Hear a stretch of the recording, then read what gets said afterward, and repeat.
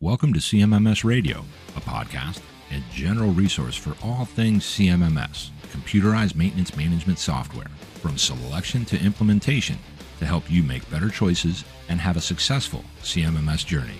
We'll bring in experts along the way to help us learn more about CMMS, facilities operations, and much more. If you need help with the CMMS project, send a message at cmmsradio.com using the What's on Your Mind link. Suggest a topic, share your CMMS story, or ask questions. Well, hey everybody, this is Greg Christensen with CMMS Radio, and we are at the Reliable Plant Conference in Orlando, Florida. This is the 25th year anniversary of this event. Very special event. We just had a little visit by Spot, that's Boston Dynamics robotic dog. Pretty incredible. I'm sitting down with Dr. John Ross, who you might remember was on a previous episode of CMMS Radio. We're doing audio only on this one, but Dr. Ross, thanks for joining me again today. Yeah, I've got a face for radio. I think I mentioned that when I was on your podcast, so it's good we're just doing audio today. There you go. We're almost twins in that regard. Yeah. So I know you did some presentations and learning sessions today. What was the one you did earlier today?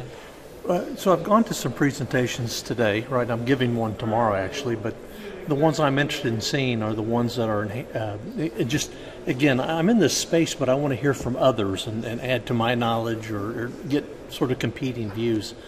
I'm going to ones about enhancing preventive maintenance, engaging your workforce and developing good reliability strategies. And I think that's the secret, quite honestly, is engagement. That's what my presentation is on tomorrow. Right. Engagement, right. And Greg, here's what I'm going to say. Can you imagine, wherever you want to take your maintenance and reliability organization, wherever you want to take it, can you imagine that place in the future, 3-5 years in the future, that doesn't have your workforce engaged in what you're doing? You can't, can you? It's not possible. possible. You might as well start out that way to get that sustainability and get that excitement, and I think that's the secret. I really think that's the secret. Yeah, and I put that on my schedule because it's one of the challenges, in the CMMS world, we see just in that isolated space within maintenance and reliability, we see that as a challenge because teams are resistant. They don't want to go along. They don't understand because they weren't engaged in the first place, so that their why was part of the organizational why. Look, I'm more likely to go along with it if I was in on the design of it. Now, understanding that as an adult, we can't take everybody's idea, but at least someone asked me. I had a vehicle to say, here's what I think. We discussed it, debated it, and came out with a solid solution versus, all right, you SOB starting Monday, here's the way it's going to be. And by the way, the workforce today is smarter. If they're not actually knowledgeable about what you're talking about, they'll Google it and they'll be smarter, right? And so this engagement, I think, is really, I'm convinced it's the secret. I think so. Back in the day, I'm old enough to say back in the day, the maintenance manager was the biggest SOB there, right? He was the biggest guy. Yeah. And by factors of that he was the biggest guy, he was the smartest guy. Just because if you thought you were smarter, he could beat you down. Yeah.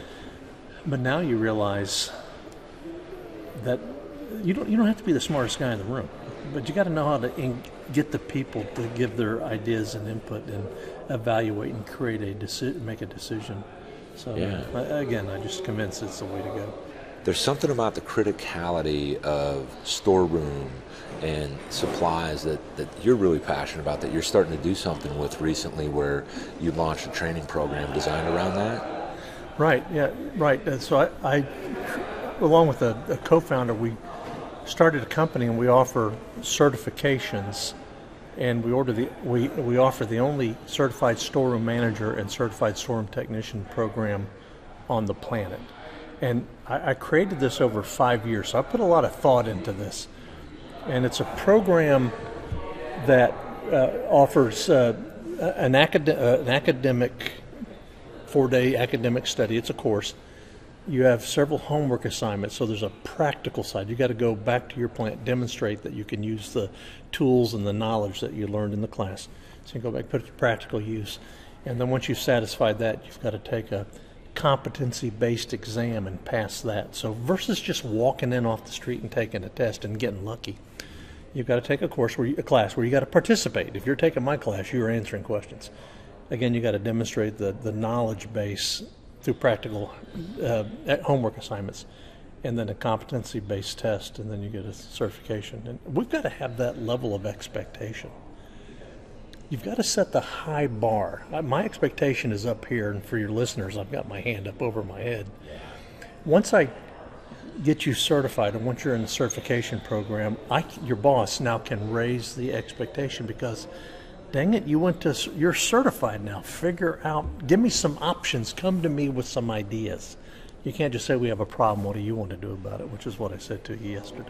Yeah, and if you and I always want to try to bring things back into that CMMS kind of perspective, and the M and the M in the middle, the maintenance management, is really what it is. That's why I think maintenance and reliability and the things that you talk about and all these other experts here at the Reliable Plant Conference understand boots on the ground, how it really gets done. So when someone goes through that training and then they actually apply and develop the critical thinking around that knowledge, now they can truly apply it for their organization and make the impacts. But I wanted to ask you about storeroom and then the training that you do and how that relates to CMMS, because a lot of people use their CMMS platforms for their inventory management, maybe for tool crib, things like that. So does any of that come up in that training, or is it more like if you have a CMMS, record it there, if you don't, record it where you record it? I'm curious about that part of it. No, look, the management system plays a big part in it because, and Greg, you and I are old enough to know, I can tell from the gray hair and the no hair. We're old enough to remember back when the storeroom had matter of fact, my first storerooms, we didn't have computers at all. It was all handwritten. It wasn't even Excel because that didn't exist. We didn't have computers. But again, it wasn't too long ago that the maintenance computer system was different than the procurement or purchasing system.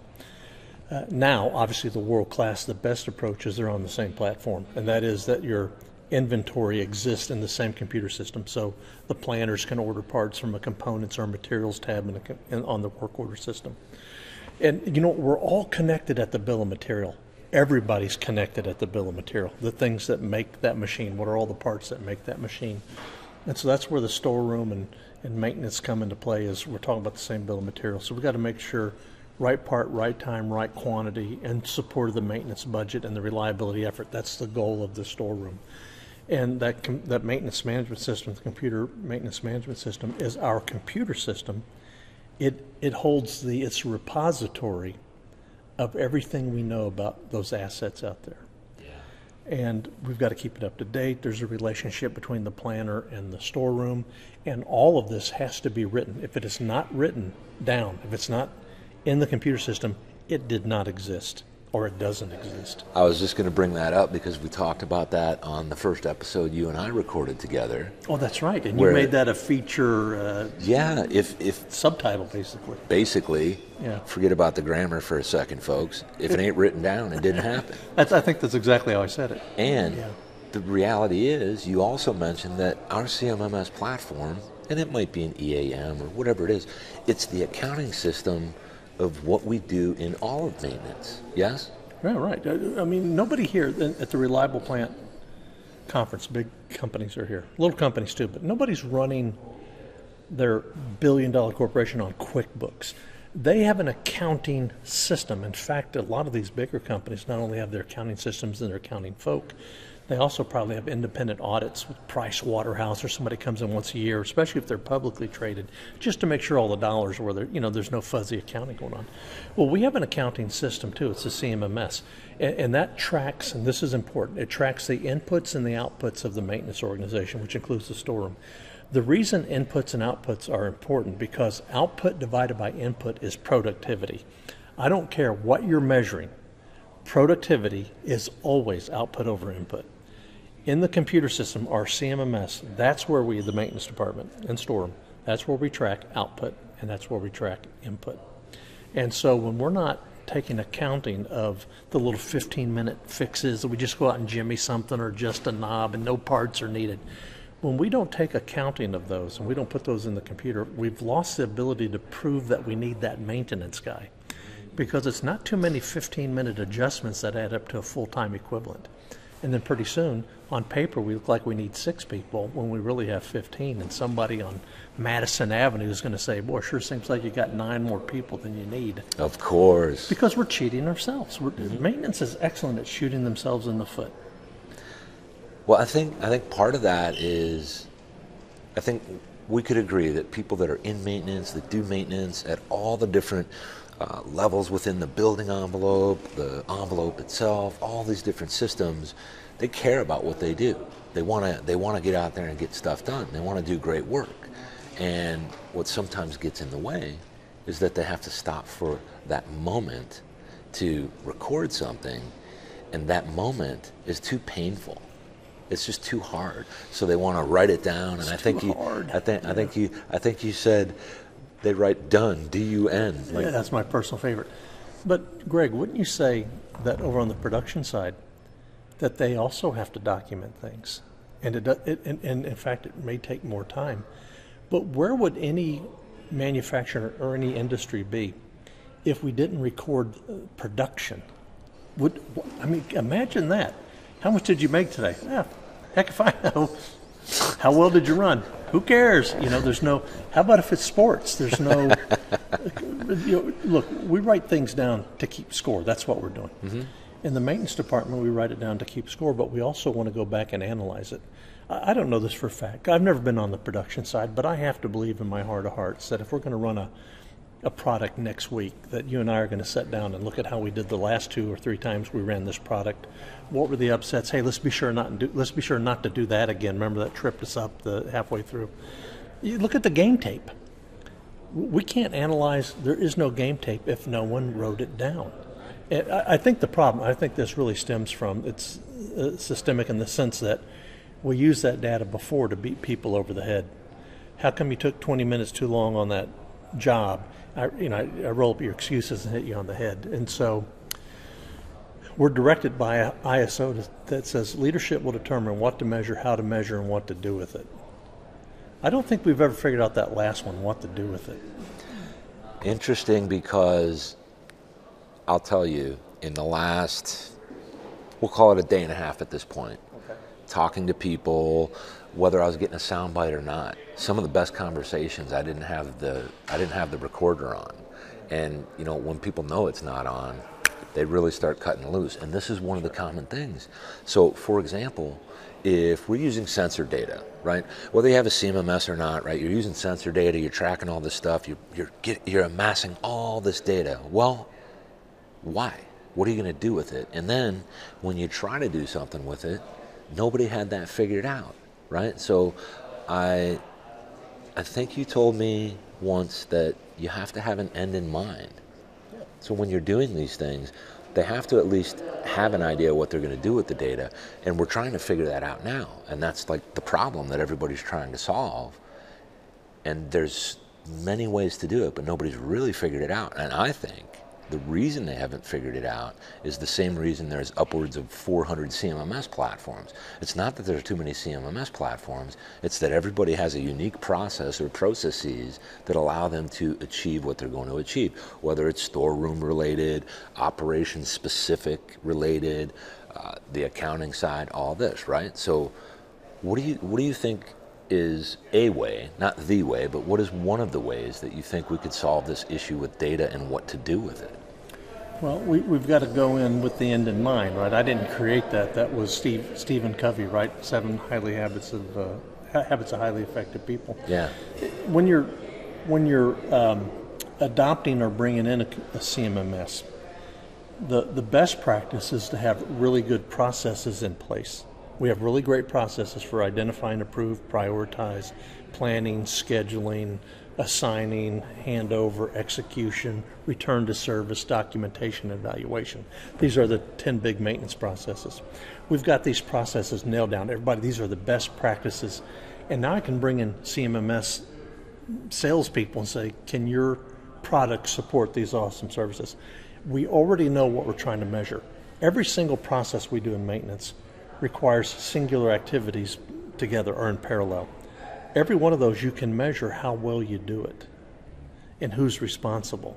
But we can't possibly have all of those metrics. That's too many. I need 8 or 10 to tell me how we're doing. Are we winning the game? And I need a computer system that with very little punching in of code or crystal reports to report on these if possible. And so when we're tracking these metrics and measures, it's important to know where do the numbers come from and how can I influence those? Because if, let's say for example, our PM compliance is down, we're not getting our PMs done. If you just announce to the maintenance technicians, hey, you guys need to get your PM compliance up. I want 100% or, nobody takes a vacation. Well, hell, pretty soon you're going to have 100%. Those would be the worst PMs you ever saw in your life. So I tell my clients, I say, look, what's the message you're going to tell the technicians? You need your PM compliance to be up. You've got to tell them how they can do that. And it's not just pencil whipping. It's, hey, look, Greg, if you do this PM, if you get called off or pulled away, you call me first. I'll come down and settle it. You need to stay on the PM, right? If you can't describe to them how they can move the needle, you're really saying I'm leaving it up to them to figure out. And I'm not saying they're not smart, but I wouldn't do that because there's got to be a standard way. Otherwise, everybody's doing their own thing. Well, that's how you create the autonomy necessary for someone that does great work to do great work, so that they don't have to constantly run around and ask. That's right. You empower them. Hey, look, if people want to know how they're doing, I don't. You could be the biggest, baddest mother out there, but I think you still want your boss to say, "Hey, good job." Yeah, or at least something that lets you know that you're meeting the parameters that we all set out to meet, right? Yeah. Are we? So we talked about data, right? And we're going to get all this different data. We're going to gather it up. Now, what do we do with it? Well, the whole reason for the data is so that we can just fairly quickly see, are we winning or not? And if we're not, can you give me some clues as to where to look? Yep, that's right. And I don't know if I shared this on your podcast, but the best way to, and this brings it kind of full circle, the best way to get people to record things, to document things, is to actually bring them into a room and have them use the data they've been collecting to make decisions. So what I do and advise my clients to do is once a month bring some technicians that are around a particular piece of equipment around. Hey guys, we're going to look over the work orders we've been generating the last month and kind of make some adjustments to our maintenance scheme. Oh, would you look at that? Nobody wrote anything down. Let's try next month. And then you'll see that you're getting a little bit better data because now we're looking over your work product. And it's kind of like if you were in school and the teacher said, let's take your work product and let's all come together as a group and make some decision on something. You'd be you'd feel pretty poorly, I think, if your product wasn't up to snuff, right? And if it was, or if it's tracking towards that, you actually feel great. That's right. Because you start to understand. That's right, and that's the intangible from work. Everybody, I think people genuinely want to do a good job. Now, you got the 1 or 2%. There's the same guy in every plant that doesn't want to do a good job. But for the most part, people want, again, what to do, or what to measure, how to measure, and what we're going to do with it. That last part, it's never been made clear. What we have done is wrap it up, roll it up in a tight roll and beat people over the head with it. And we all, like, depending on who you are, where you're from, I think most of us, at least from certain eras, can understand and we appreciate that, right? Because it's happened to all of us. It used to be an actual style, an actual leadership style. Yeah. A ridiculous one, but they did it and they saw some improvement. They didn't realize it was short term. Yeah, authoritarian or something, autocratic or whatever. Exactly. Yeah, exactly. So, like I always say, we can keep these conversations going on and on and on, and they're similar but different every time. One of the things I wanted to ask you, I didn't get to ask you yet, is when you're working with a group and you're doing the training on site or whatever, when you're engaging with that classroom, like, do you sometimes see the lights come on and it's just like you see those magic moments in the eyes of some of the people that you're working with? And can you describe that to me? Yeah, it's an epiphany. And Greg, I think you hit on something that this is not going to sound very humble, and I apologize. But after years and years and years of teaching and consulting and these kinds of things, you're able to fashion the point. Let me say it another way, that sort of thing. And when you're teaching a class that has 70, 80 people in it, and they're from 56 different industries, you'll have to say, Steve, you're from aviation, and here's how you would use this. And hey, Bill, you're from the wastewater business. Let me tell you how that. And you're in the manufacturing. Let me explain it this way. And you're able to fashion it, and you can see. And that's the thing about instruction, just leadership in general, is asking for the feedback, but not. Does that make sense? You know, not that kind of cheap little, hey, does that make sense? And they go, yeah, and then that's the end of it. But almost explain it back to me. Greg, now that we've had this conversation, how would you use that information back where you work? Yeah, I think that's important because I say that to people a lot. Does that make sense? Because I'm making sure they're following along, and I don't mean it to be offensive. But if you do it the way you're describing it and you make it meaningful. Yeah. So I want to go back to something we were talking about earlier, where what we really want is meaningful data. So making it meaningful is how you achieve the actual impact with the individual so that they can then buy in and actually choose to be accountable. Yeah, so there was a great presentation today, and it really, again, it's one of these, I knew this, but now if somebody else said it, so it really makes sense to me. Mm-hmm. A leader always has to explain what we need to do and why we need to do it. Guys, here's what we need to do, and here's why the objective is really important. So, Greg, let's just say it's you and me and that person over there and that person over there. And I'm the leader. Guys, here's what we need to do, and here's why it's important. Now, I'm not an expert on this. You guys are the technicians. What are a couple ways that we can ensure that we do it right? How can we measure that? What do we need to do to check to make sure we didn't slide backwards on it? And I'm in soliciting input from the team, and we're putting together. Because my only objective is this is what we need to do, and here's why. I'm asking you how to measure it. And if I tell you what to do and how to measure it, that is micromanagement. Greg, here's what I want you to do, and here's how I'm going to measure it. Right. That's micromanagement. Right. But if you say, here's what we need to do, can you tell me how you think you might do it and how we could measure if we're effective or not? I've now pulled you into this. And by the way, let me just mention, I'm not the expert. You're the expert, not me. It's interesting because you're giving way to make that expert. Yeah. And am I also not, and that's probably poor English, aren't I also, and that's definitely bad English, also sort of grooming and promoting critical thinking and your growth into maybe a maintenance supervisor or production supervisor or something by engaging you in the, here's what we need to do, here's why we need to do it. How do you guys think we ought to do it and measure our effectiveness? You're allowing someone to make it their own, but you're also giving them the guide rails. Yeah. You're giving them the framework, and then they can start to apply that critical thinking, that effort, right? That's what I'm talking about when you fully empower someone and you give them the autonomy and the things in place to do what they do, right? So I like that. And anytime I hear something, whether we're talking about maintenance or anything, where somebody's going to apply and utilize, develop critical thinking within a role, within a household, within the world, mm-hmm. I love it because I sometimes see technology as something that can cause that kind of laziness of mind where people start to not think, right? We all got phones, you don't remember phone numbers anymore, so you look them up. Kind of like that. So what you're talking about is really, it's kind of like that teacher-student, that kind of, the student becomes the teacher. Yep. And now they're both on this journey, right?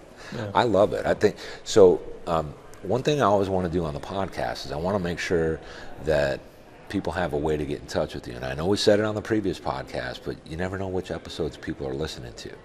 So your company is called Maintenance Innovators. Maintenance Innovators. And I know you're on LinkedIn, and you're fairly active there if you have the time, if you're not in the middle of a class or something yeah, like that. John Ross CMRP is my LinkedIn handle. Right. But I think on your podcast, I gave my website. It's www.maintenanceinnovators.com. And my email is john.ross@maintenanceinnovators. Kind of a long address. That's okay. .com. But gotta use your brain a little bit when you're typing that one out. And you know what's interesting? The number one word I misspell, I mean every single time, is the word maintenance. I put an extra N in there for some reason. My mind just does it. Dr. John Ross, thank you so much for joining me again. Greg, thanks for your time. It's enjoyable. I'd love to visit with you. Yeah, me too. And we got a couple more days here at the Reliable Plant Conference, and pretty safe to assume you're going to be there in Chicago. Next year it's in Chicago in June. Yeah, absolutely. I'm very blessed to be that Nori picks up at least one of my presentations, so I'm excited. We're on track for tomorrow, 10 o'clock, so we're going to have a great presentation. I've got a client flying in, and he's going to talk about the success he's had with the program I've helped sort of facilitate. He's coming in tonight just to give this presentation. See, now I wish I would have brought a film crew. He's got a face for TV too, so it'll be good. Uh-oh. Got a distinguished look about it. I'll report back, everyone. Okay. Thanks, Greg. Thanks for being on CMMS Radio, Dr. John Ross. Thank you. You got it. Did you find this episode helpful? Please send us some feedback, suggest a topic, or ask a question. Reach out to CMMS Radio if you need a co-pilot on your CMMS project. Visit CMMSradio.com and use the What's on Your Mind link. Thank you for tuning in to CMMS Radio, your resource for all things CMMS, from selection to implementation, to help you make better choices, learn from industry experts, and have a successful CMMS journey.